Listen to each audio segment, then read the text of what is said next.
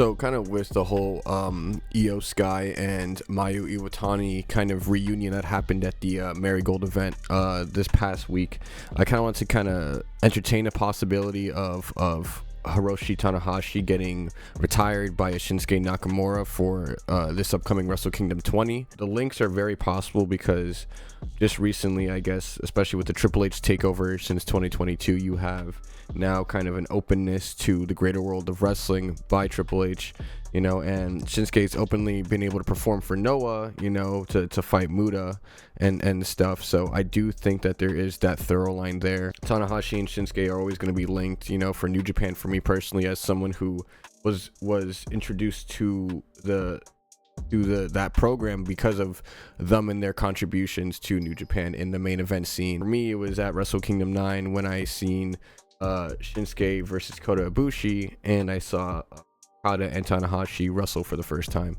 and both those matches for me were transformative in how I kind of saw wrestling in terms of the bell to bell and what that could be. Up in that time, I was watching a lot of like PWG and ROH and a lot of stuff like that seemed to emulate something that I wasn't really familiar with, but then I think seeing New Japan kind of gave me an understanding of where those motifs were from that I was seeing in the indies. Just the way that, you know, Tanahashi and Okada worked that match, that was like my first ever real exposure to a big Tokyo Dome like main event match, you know, and how that match kind of builds and the crescendo that happens, you know. And I was enthralled. For Kota Ibushi versus Shinsuke Nakamura that happened earlier that night, it was just a hard hitting like MMA level affair, but it felt like a kung fu movie, you know what I mean, in a way. And I was just enthralled by Shinsuke's entrance, by Kota's like mysticism and aloofness despite his crazy technical like ability and strength, you know. And Shinsuke's Michael Jackson like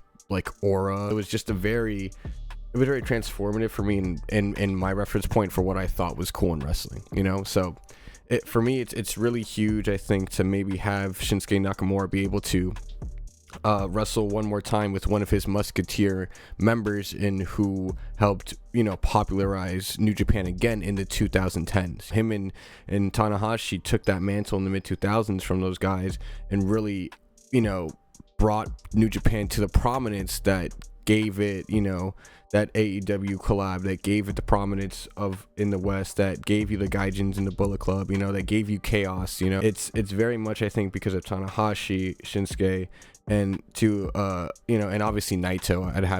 I can't be remiss without saying that. I just think that Shinsuke would be a more a better one to do, just because I think Shinsuke's connection to New Japan has not been able to be celebrated as much as I think it should be in what he's done over there. And I think Tanahashi is one of his great eternal rivals essentially in that. And then, you know, while Shibata has the deal that he does kind of with New Japan, that kind of eliminates the possibility of Tanahashi and Shibata. So I think the real next best thing is Shinsuke.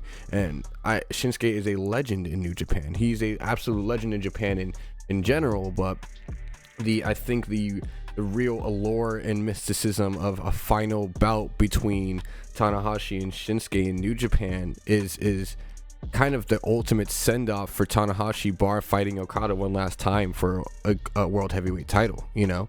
I think that would be the ultimate send-off and a celebration of not only Tanahashi's career, right, but similar to AJ Styles and John Cena, the celebration of the world's greatest, but that New Japan offered, you know, that world heavyweight, the world heavyweight bouts that Nakamura had, right, and world heavyweight bouts that Tanahashi had, and how these two were linked as rivals and as peers, you know. I think that emotional climax you would get in a final match, a retiring match in New Japan at the Tokyo Dome, it would be one of the biggest, I think, wrestling moments, you know, since the Cena heel turn in terms of wrestling fandom.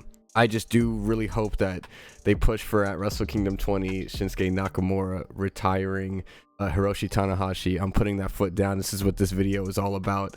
I think in response to the Marigold event with Io Sky and stuff like that, because that was so fun, and seeing the emotion that Io Sky and Mayu had for each other, and even just the press conference for being able to reunite and have another dance. That is why the greater world of pro wrestling called out to me, in my opinion, because there's such a dialogue there with the beauty of that performance, and how that dialogue even is between the wrestlers themselves, and you get to see that across promotions. Like, another example is like, Kevin Owens and Sami Zayn, and how their story has changed and gone through multiple different promotions to even end up at the main event of WrestleMania. Kind of Tanahashi being able to fight Shinsuke in his retirement match at WrestleKingdom 20, now as the acting president of New Japan, is such a hotbed for great pro wrestling, and it would just, I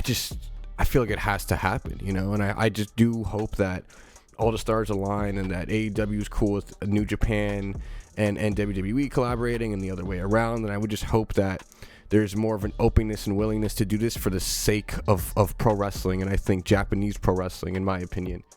So let me know what you guys think about that potential Wrestle Kingdom 20 main event, and having Tanahashi being retired by the legendary Shinsuke Nakamura, and what would be a legendary final bout, to celebrate the greatness that they both brought to New Japan in the 2010s.